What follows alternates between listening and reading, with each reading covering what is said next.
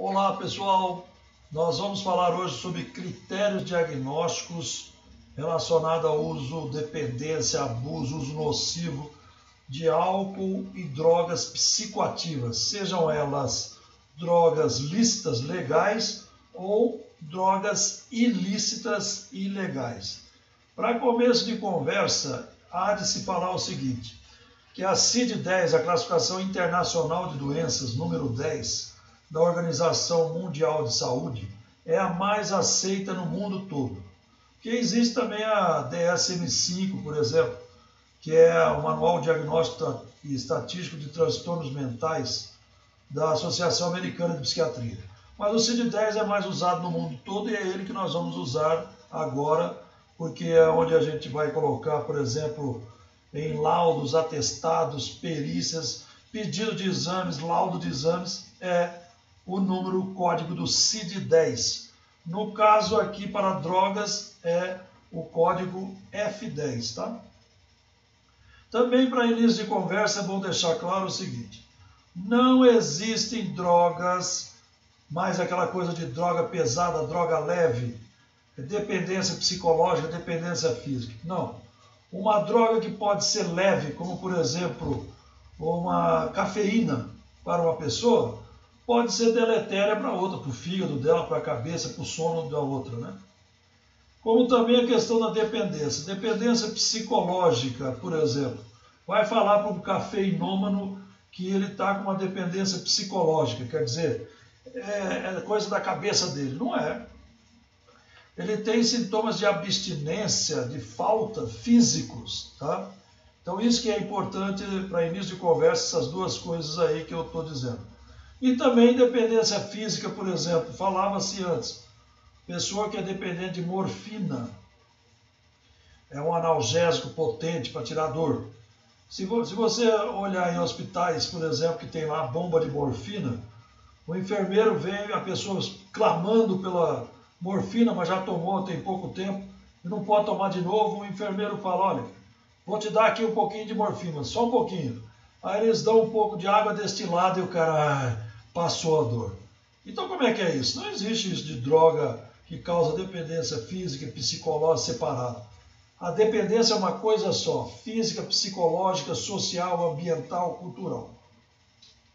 Mas o nosso assunto, critérios diagnósticos da CID-10, vai do código F10 a F19, tá? Começando lá pelo álcool. Opioides, como a morfina, acabei de falar. Canabinoides, a maconha. Sedativos, por exemplo, remédio para dormir. Ou então para gripe, base de codeína. Eu falei que essas substâncias psicoativas são tanto lícitas como ilícitas, né? Lícitas, remédio para dormir, ilícita, maconha, cocaína. Olha lá, cafeína, uma droga lícita, alucinógenos, tabaco, que é o cigarro, voláteis, como lança-perfume, cola de sapateiro. Existe também a pessoa que usa múltiplas drogas. Ele fuma tabaco, fuma canabinoide, maconha, toma cafeína e bebe álcool. Aí, múltiplas drogas, tá? O quadro clínico e critérios diagnósticos. Nós temos várias situações possíveis, desde uma intoxicação aguda, uso nocivo, dependência, abstinência com delirium, que é uma alteração séria do nível de consciência, como o caso do delirium tremens, causada pelo álcool. Transtorno psicótico, loucura, né? Síndrome amnésica, alteração da memória. Transtorno psicótico residual de início já tardio. Outros transtornos mentais do comportamento e o também não especificado. Quadros clínicos e critérios de cada um. Primeiro, uma substância psicoativa, a identificação dela pode ser feita pela anamnese subjetiva com o paciente ou objetiva com familiares e amigos. Pode ser feita também por amostras de urina coletadas no próprio laboratório, amostra de sangue ou outras evidências. É sempre aconselhável procurar mais de uma evidência para chegar à fonte. Só acreditar no paciente não dá. porque todo ser humano está predisposto a falar a verdade sobre ele, mentir, omitir, esconder informações, exagerar e ou amenizar. Ah, eu bebo de vez em quando, só um pouquinho, não é bem assim. Temos que ter vários dados ao mesmo tempo. A evidência da substância, qual é a substância ou quais são, a evidência objetiva, então, com outros dados, familiares, amigos, patrões, colegas de trabalho, de escola, etc. Muitos usuários tomam mais de um tipo de droga, mas o diagnóstico do transtorno deve ser classificado sempre como possível, de acordo com a substância única ou classe de substância mais importante que ele usa. Então, se no caso aquele que eu falei do café, álcool e usar também cocaína, o mais importante é cocaína. No caso, se tiver a maconha.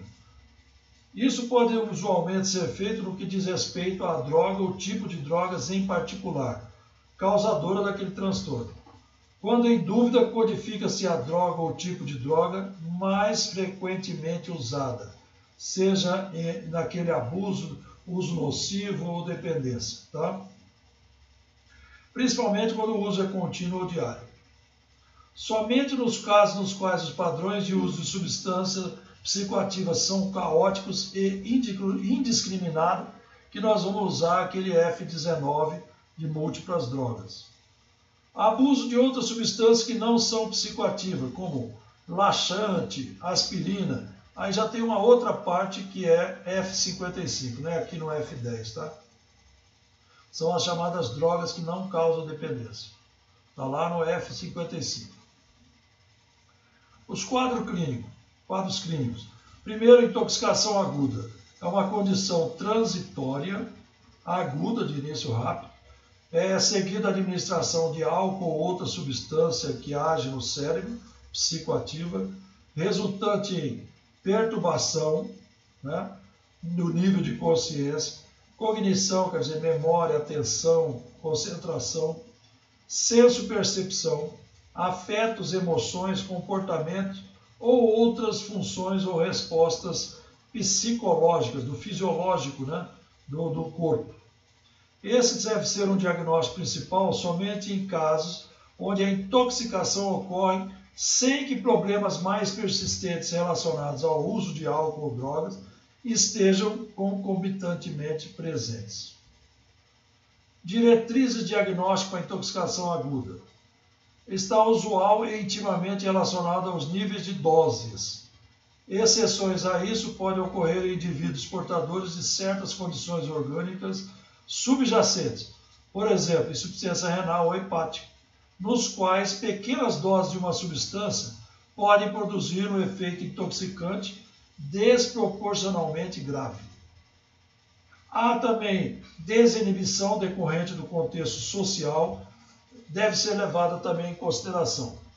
Desinibição essa no comportamento em festas ou carnavais. Outra diretriz diagnóstica para intoxicação aguda é que ela é um fenômeno transitório. A intensidade diminui com o tempo e os efeitos finalmente desaparecem na ausência de uso posterior da substância. A recuperação é completa, portanto, exceto quando surge lesão tecidual ou complicações. Os sintomas de intoxicação não refletem necessariamente em ações primárias da substância. Por exemplo, drogas depressoras do sistema nervoso central, como por exemplo um midazolam, que é um hipnótico, como um bromazepam, que é um ansiolítico, eles podem, ao invés de causar depressão, pode levar a agitação ou hiperatividade.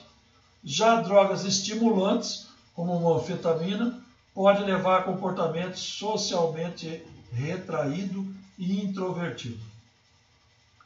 Efeitos de substância como a maconha e alucinógeno podem ser imprevisíveis. Além disso, muitas substâncias psicoativas são capazes de produzir diferentes tipos de efeito em diferentes níveis de dose. Por exemplo, o álcool pode ter efeitos aparentemente estimulantes no comportamento em baixas doses, levar à agitação e agressão em doses crescentes e produzir sedação evidente em níveis muito altos. Em outra aula nós vamos falar de uso nocivo. Por aqui ficamos então com a intoxicação aguda, certo? Aguarde então a minha próxima aula sobre uso nocivo. Obrigado por enquanto.